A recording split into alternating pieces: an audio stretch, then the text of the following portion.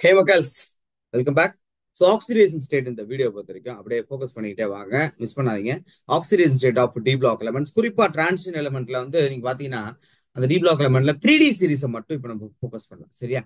So கவனிச்சு, நான் முதல் விஷயம் சார் ஆக்சிடேஷன் ஸ்டேட்னா என்ன எனக்கு தெரியாது, நீங்க சொன்னீங்கன்னா தான் நான் படிப்பேன், இல்லைன்னா நான் வீடியோ ஸ்கிப் பண்ணிடுவேன் அப்படின்னா, ஆக்சிடேஷன் ஸ்டேட் அப்படிங்கிறது ஒருத்தனுடைய டெண்டன்சி, எலக்ட்ரான் எவ்வளவு ரிலீஸ் பண்ண முடியும், எவ்வளவு ரிலீஸ் பண்ணியிருக்கான், அதான் அது அவனுடைய ஆக்சிடேஷன் ஸ்டேட். இப்போ எக்ஸாம்பிளுக்கு ஒரு சோடியம் வந்து ஒரு எலக்ட்ரானை லூஸ் பண்ணியிருந்தா அவனோட ஆக்சிஜன் ஸ்டேட் 1+1. அதுவே 2 எலக்ட்ரானை லூஸ் பண்ணியிருக்கான் அப்படின்னா 2. ஓகேவா? ஸோ டி பிளாக் எலமெண்ட்ல அந்த மாதிரி யார் யாரு எவ்வளோ லூஸ் பண்ண போறாங்க அப்படிங்கறத தான் பார்க்க போகின்றோம். இப்ப எடுத்த உடனே இந்த டேபிள் இருக்காலும் ஒட்டு மொத்த விஷயத்தையும் முடிச்சு விட்டு போயிட்டே இருக்கும், அப்படியே பொறுமையா கவனி.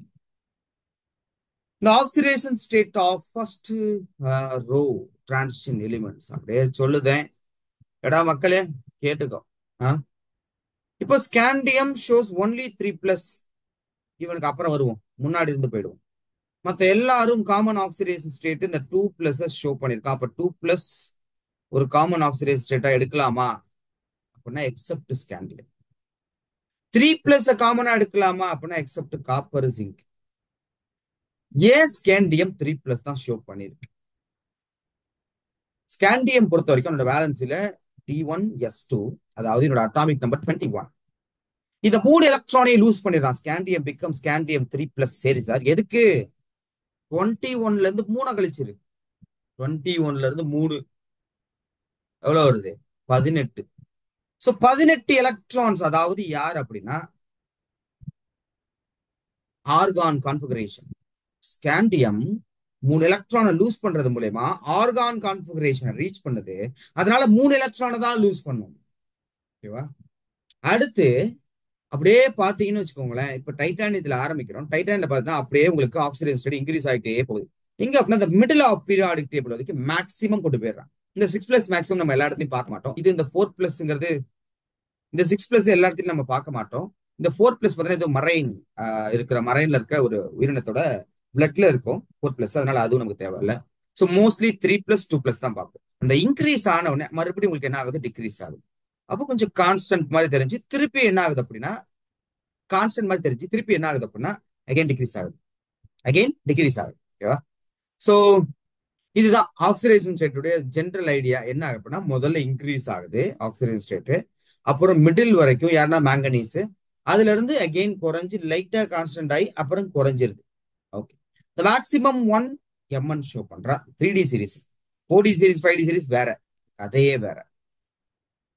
இப்போ நிறைய ஆக்சிடேஷன் ஸ்டேட் ஷோ பண்றானே எல்லாமே ஸ்டேபிளா அப்படின்னா இல்ல, ஒரு குறிப்பிட்ட ஆட்களுக்கு குறிப்பிட்ட ஆக்சிடேஷன் ஸ்டேட் தான் ஸ்டேபிள். அதை டார்க் பண்ணி கொடுத்துருக்கான். இப்ப டைட்டானியம் எடுத்துக்கோங்க. டைட்டானியம் எடுத்துக்கிட்டீங்க அப்படின்னா டைட்டானியம் பொறுத்த வரைக்கும் நமக்கு 4+ தான் மோர் ஸ்டேபிள். 4+ மோர் ஸ்டேபிள். ஈவன் நம்ம 2+, 3+ ஃபார்ம் பண்ணாலும் 4+ மோர் ஸ்டேபிள். ஏன் அப்படின்னா யோசிச்சு பாருங்க, 22 அட்டாமிக் நம்பர், 4 எலக்ட்ரான் லூஸ் பண்ற நோபல் கேஸ் கான்ஃபிகரேஷன் ஈஸியா ரீச் பண்ணிடுறான். வேற ஒன்றும் கிடையாது. வேடியமும் கிட்டத்தட்ட அதே மாதிரி தான். இந்த ஹையர் ஆக்சிடேஷன் ஸ்டேட் அதே மாதிரி குரோமியத்துல 2. இது ஆக்சுவலி பாத்தீங்கன்னா இது அக்வஸ் மீடியம் இந்த மாதிரி இருக்கும்போது இந்த T2G, அதாவது டி ஆர்பிட்டால் ஸ்பிளிட் ஆகும். கோஆர்டினேஷன்ல CFTன்னு ஒரு இடத்துல படிப்பீங்க. அதுல T2Gன்னு ஒண்ணு சொல்லுவாங்க. அந்த T2G 3 CFS எனர்ஜி அதிகமா ரிலீஸ் பண்ணுவோம். அதனால 3+ கொஞ்சம் ஸ்டேபிள். கிட்டத்தட்ட யார் மாதிரி அப்படின்னா 6+ மாதிரி. 6+ ஸ்டேபிள். அடுத்து எம்என் எடுத்துட்டுனா எம்என் 2+ல இருக்கும்போது ஸ்டேபிளா உங்களுக்கு ஷோ பண்ணும் அயானா இருக்கும்போது. ஏன் அப்படின்னா எம்என் வந்து D5 கான்ஃபிகரேஷன்ல இருப்பான். அதே மாதிரி 7+ இருக்கும்போது அந்த ஸ்டேபிள்னு சொல்லுவோம். எம்என் வரைக்கும் நம்ம ஹையர் ஆக்சிடேஷன் ஸ்டேட் வந்து நம்ம பாத்துறோம். அதுக்கடுத்து FE பாத்தீங்க அப்படின்னா டி ஆர்பிட்டால் வந்து என்ன ஆகும்? ஃபில் ஆக ஆரம்பிச்சிடும். அதனால 3+, 2+ ரெண்டும் தான் பாசிபிலிட்டிஸ். அது ரெண்டும் நீங்க பார்க்கல. இப்ப இரும்புல நார்மலா பாத்தீங்கன்னா 3+ வந்து நம்ம துருப்பிடிக்கிறது, இரும்பு துருப்பிடிக்கிறது. 3+ இருக்கும்போது D5 கான்ஃபிகரேஷன். அப்ப இரும்பு ஏன் வேகமா துருப்பிடிக்குதுன்னா உள்ள ஸ்டேபிள் கான்ஃபிகரேஷனுக்காக வேகமா அவன் சேஞ்ச் ஆகிறான். கோபால்ட்ல அப்படியே நிக்கல் 2+, கோபால்ட் 2+, 3+, மேக்ஸிமம் 3+ல பாப்பீங்க. ஸ்ட்ராங் லிகாண்ட், மாடரேட் லிகாண்ட் கூட. அடுத்து இதெல்லாம் அடுத்த சாப்டர்ல பாக்குறது. நிக்கலை பொறுத்த வரைக்கும் பாத்தீங்கன்னா உங்களுக்கு 2+. அடுத்து காப்பர் அக்வஸ் மீடியத்துல 2+ தான். இந்த பிளஸ்ஸா இருக்கும்போது D10 கான்ஃபிகரேஷன். பட் அக்வஸ் மீடியத்துல நமக்கு 2+ தான் ஹைட்ரேஷன் என்தால்பி. ஜிங்க் அடிச்சு கேட்டா அப்பயும் சொல்ல மாட்டான். அவன் எப்பயுமே D10 கான்ஃபிகரேஷன் மட்டும் தான் மெயின்டைன் பண்ண ட்ரை பண்ணுவான். அதனால எஸ்ல இருக்க 2 எலக்ட்ரான் லூஸ் பண்ணிட்டு அவன் D10ஆவே இருக்கிறதுக்கு ட்ரை பண்ணுவான். அம்புறதே, வேற ஒண்ணும் கிடையாது. சோ இதுக்கப்புறம் கீழே வந்தீங்கன்னா சில சால்ட் இந்த மாதிரி விஷயங்களை இவனோட ஹையர் ஆக்சிடேஷன் ஸ்டேட்டை அவன் ஷோ பண்ணுவான். எக்ஸாம்பிளுக்கு கேட்டயானிக்கு, ஆனியானிக்கு நிறைய விஷயம் சொல்லலாம். இப்ப இந்த இடத்துல நீங்க இப்போ உங்களால ஈஸியா பார்க்க முடியும் என்ன அப்படின்னா, இது என்னது? இந்த இடத்துல உங்களால ஈஸியா பார்க்க முடியும் டைட்டானியம், வெனேடியம். வெனேடியம்க்கு இது வந்து ஆக்சோ கேட்டயான். வெனேடியம் பொறுத்த வரைக்கும் இவன் நியூட்ரலா இருக்கான் 4+. இது ஆக்சோ கேட்டயான். அடுத்து இங்க பாத்தீங்கன்னா ஆக்சோ ஆனியான், அதாவது CrO4 2- குரோமைட். இந்த இடத்துல பார்த்தீங்கன்னா உங்களுக்கு பெர்மாங்கனேட் Mn O4- கிட்டத்தட்ட பாத்தீங்கன்னு வச்சுக்கோங்க. இது நம்ம சிம்பிளா ஞாபகம் வச்சுக்கலாம் மக்களே. இப்போ MnO4, இப்ப நான் ஆக்சிடைஸ் ஸ்டேட் எனக்கு கண்டுபிடிக்க தெரியல சார். எந்த கேல்குலேஷனும் நான் சும்மா ஒரு சின்னோண்டு மனக்கணக்கு தான். முதல் விஷயம் Mx ஆக்சிடைஸ் ஸ்டேட் தெரியாது. இதான் நம்ம அது போடுற கேல்குலேஷன். ஆக்சிஜன் இருக்கும் பொழுது மைனஸ் சார்ஜ் இருந்தா மைனஸ் ஆக்சிஜனுக்கு தான், ரைட்? ஒரு ஆக்சிஜனுக்கு 2-, இதெல்லாம் ஞாபகம் வச்சுக்கோங்க. ஒரு ஆக்சிஜனுக்கு 2-. மொத்தம் எத்தனை இருக்கு? 4 டைம்ஸ் இருக்கா? 4 2 8. 8 - 8 - ஒரே ஒரு மைனஸ் மட்டும் நியூட்ரலைஸ் ஆகாம வெளியே வந்து நிக்கிறான். 8 - ஒன்னே ஒன்று மட்டும் வெளியே வந்து நிக்கிறான். அப்ப எத்தனை நியூட்ரலைஸ் ஆயிருக்கும்? எஸ், மெட்டல் 8ல 1 மட்டும் நியூட்ரலைஸ் ஆகல. அப்ப 7 நியூட்ரலைஸ் ஆயிடுச்சு. அப்ப மெட்டல் எத்தனை பிளஸ்ஸா இருந்ததுன்னா அந்த 7 நியூட்ரலைஸ் ஆயிருக்கும். 7+, அவ்வளவுதான். மெட்டல் இந்த இடத்துல நமக்கு 7+. இதே இப்ப 2 மெட்டல் அந்த இடத்துல இருக்கு அப்படின்னா நீங்க என்ன பண்ணலாம் அப்படின்னா டிவைட் பை 2 போட்டுக்க வேண்டியதா, வேற ஒண்ணுல பிரிச்சு எடுத்துக்க வேண்டியதான். இந்த மாதிரி ஃப்ளூரின் கூட இவன் சேர மாட்டான். ஹையர் ஆக்சிடைஸ் ஸ்டேட்டஸ் ஷோ பண்ண மாட்டான் Mn. பட் ஆக்சிஜன் கூட மேக்சிமம் எல்லாருமே ஷோ பண்ணுவாங்க. ஏன் அப்படின்னா டபுள் பாண்ட் ஃபார்ம் பண்ணிடுவான், ரிப்பல்ஷன் கம்மியா இருக்கும், எக்கச்சக்கமான ஃபேக்டர்ஸ் இதுக்குள்ள ஒளிஞ்சிட்டு இருக்கு. அடுத்த விஷயம், ஹையர் ஆக்சிடேஷன் ஸ்டேட் பாத்தீங்க அப்படின்னா டாப் டு பாட்டம் இருக்கிற மெட்டலுக்கு மோர் ஸ்டேபிளா இருக்கும். இது ரொம்ப ரொம்ப இம்பார்ட்டன்டான பாயிண்ட் இந்த ஏரியாவில் இருக்கிறதுல. அதுல குறிப்பா பாத்தீங்க அப்படின்னா இப்போ எக்ஸாம்பிளுக்கு குரோமியம் ஃபேமிலி. குரோமியம் உங்களுக்கு 6+ ஃபார்ம் பண்ணுவான். 6+ ஸ்டேபிளா இருப்பான். அவங்க கீழே இருக்க மாலிப்டனும் 6+ ஃபார்ம் பண்ணுவான், டங்ஸ்டனும் 6+ ஃபார்ம் பண்ணுவான். என்ன சொன்னேன்? டாப் டு பாட்டம் இருக்கிற element higher oxidation state more ஸ்டேபிளா இருக்கும். ஆனா in case of P block elements, P block எலிமெண்ட்ல ஒரு விஷயம் சொல்லியிருப்பேன் என்ன அப்படின்னா, top to bottom lower oxidation, sorry, top to bottom as lower oxidation state more stable are dominated அப்படின்னு சொல்லுவாங்க.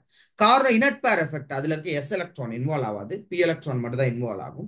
அதனால டாப் டு பாட்டம் வரும்பொழுது இப்ப எக்ஸாம்பிளுக்கு சொல்லணும்னா கார்பன் பாத்தீங்கன்னா கார்பன் உங்களுக்கு 4 வேலன்ஸே ஷோ பண்ணுவான். இது ரொம்ப மொத்தமா இருக்கு, கொடூரமா இருக்கு. கார்பன் உங்களுக்கு 4 வேலன்ஸே ஷோ பண்ணுவான். அதே கீழே இருக்கிற லெட் பாத்தீங்கன்னா, உங்களுக்கு கீழே இருக்க லெட் பாத்தீங்கன்னா உங்களுக்கு 2+ தான் ஷோ பண்ணுவோம். 2+ தான் ஷோ பண்ணுவோம். கீழே இருக்க லெட் உங்களுக்கு 2+ தான் ஷோ பண்ணுவான். சோ இதுதான் inert pair effect. Top to bottom கீழே வரும்போது லோவர் ஆக்சிடேஷன் ஸ்டேட் டாமினேட் பண்ணும். ஆனால் டி பிளாக்ல அது கிடையாது. அதுல இருக்க டி எலக்ட்ரான் எக்ஸ்டெண்ட் ஆகி ஈஸியா பாண்டிங்ல இன்வால்வ் ஆகும். அது மோர் ஸ்டேபிளா இருக்கும். இப்ப எக்ஸாம்பிளுக்கு எடுத்துக்கிட்டீங்க அப்படின்னா ஒரு டங்ஸ்டன் வந்து நீங்க ஆக்சைடு ஃபார்ம்ல எடுக்கிறீங்க, ஒரு குரோமியம் ஆக்சைடு ஃபார்ம்ல எடுக்கிறீங்க. குரோமியம் ஆக்சைடு ஹையர் ஆக்சிடேஷன் ஸ்டேட்ல chromium oxide can act as a oxidizing agent. அந்த fellow can act as oxidising agent. Okay. ஆனால் இந்த டங்ஸ்டனோ மாலிப்டினமோ கிடையாது.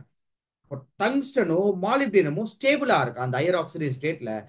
குரோமியம் அதை ஃபார்ம் பண்றான், ஃபார்ம் பண்ணாலும் ஒரு ஆக்சிடைசிங் ஏஜென்ட்டா பிஹேவ் பண்றான் அப்படின்னா எலக்ட்ரானை வாங்குறான், அந்த ஆக்சிடைஸ் ஸ்டேட்ல இருந்து வேற ஒரு ஆக்சிடைஸ் ஸ்டேட்டுக்கு மூவ் பண்றான். பாயிண்ட் எவன் ஸ்டேபிளா இருக்கான்னு அவன் நவர மாட்டான். அம்மி மாதிரி அப்படியே உட்காந்துருப்பான். இவன் டம்மி, அதனால கொஞ்சம் ஸ்டேபிள் மாதிரி தெரியும், கொஞ்சம் நகர்ந்துருவான் அந்த இடத்துல இருந்து, வேற ஒண்ணுமே கிடையாது. அது மட்டும் இல்லாம லோவர் ஆக்சிடேஷன் ஸ்டேட் இன்னும் கொஞ்சம் ஷோ பண்ணுவாங்க. யார் அப்படின்னா இது கோஆர்டினேஷன் காம்ப்ளெக்ஸ் உடைய அடிப்படை. என்ன அப்படின்னா ஆக்சிடேஷன் ஸ்டேட் எந்த இடத்துல காம்ப்ளெக்ஸ்ல குறிப்பா நம்ம மோஸ்ட்லி பாக்குறது எல்லாமே சிக்மா டோனார் லிகாண்ட்னு சொல்லுவாங்க. சிக்மா டொனேட்டிங், அதாவது சிக்மா பாண்ட் மாதிரி கன்சிடர் பண்ணிக்கங்க. ஆனா இந்த பை எக்செப்டார், அதாவது சிக்மா டோனார் மட்டும் இருந்தா அது நம்ம கண்டுக்க மாட்டோம். மோஸ்ட்லி வாட்டர் மாலிகுல், அமோனியா, இவ எல்லாமே சிக்மா டோனார்னு சொல்லுவாங்க. இந்த பை எக்செப்டார் அப்படின்னா நம்ம குறிப்பா ஒரு லிகாண்ட் இருக்கான், யாரும் CO கார்பன் மோனாக்சைடு, கார்பனைல்னு சொல்லுவோம். நம்ம கோஆர்டினேஷன் கெமிஸ்ட்ரி வரும்போது அதை படிப்போம். இந்த கார்பனைல் வரும்பொழுது மட்டும் மெட்டலை வந்து நீங்க ஜீரோவா எடுத்துக்கலாம். ஏன் அப்படின்னா இவன் கொடுக்குற மாதிரி எலக்ட்ரானை கொடுத்து மெட்டல் இருந்து எலக்ட்ரான பேக் டொனேஷனை வாங்குவான். சோ பை எக்செப்டார் பேக் டொனேஷன்ல பை எக்செப்டார் லிகான். சோ இவ இருக்கும் பொழுது மெட்டல் ஜீரோ ஆக்சிடேஷன் ஸ்டேட்ல இருக்கலாம். இப்ப இந்த ஒரு காம்ப்ளெக்ஸை எடுத்து கொண்டீர்கள் அப்படி என்றால் இங்க நிக்கல் உங்களுக்கு ஜீரோ ஆக்சிடேஷன் ஸ்டேட். இந்த இடத்துல Fe பாத்தீங்க அப்படின்னா உங்களுக்கு ஜீரோ ஆக்சிடேஷன் ஸ்டேட். அப்போ ஆக்சிடேஷன் ஸ்டேட்டை பொறுத்தவரைக்கும் ஒரு விஷயம் கவனிச்சுக்கோங்க. ஜென்ரலான விஷயங்கள் சொல்லியிருக்கேன், யாருக்கு எப்போ என்ன ஸ்டேபிள்ட்டு. அதே மாதிரி இந்த டாப் டு பாட்டம் ஆக்சிடேஷன் ஸ்டேட்டும் நம்ம பேசியிருக்கோம். முக்கியமான விஷயம், பீரியாடிக் டேபிளே ஹையர் ஆக்சிடேஷன் ஸ்டேட் ஷோ பண்ணக்கூடியவனும் இங்க தான் இருக்கா. யார் அப்படின்னா அயன் அயன் ருத்தீனியம் ஆஸ்மியம். இதுல 8+ ஷோ பண்ணுவான். யாரு கூட அப்படின்னா ஆக்சைடு கூட தான். அதுவும் அந்த 8+ ஷோ பண்றதுல ருத்தீனியத்தை விட ஆஸ்மியம் மோஸ்ட் ஸ்டேபிள். சாரி, ருத்தியத்தை விட ஆஸ்மியம் மோர் ஸ்டேபிள். அவ்வளவுதான், வேற ஒன்றும் கிடையாது. மக்கள் இது நல்லா ரிவைஸ் பண்ணுங்க. அடுத்த வீடியோல சீக்கிரமா வரேன். Thank you so much. Bye by.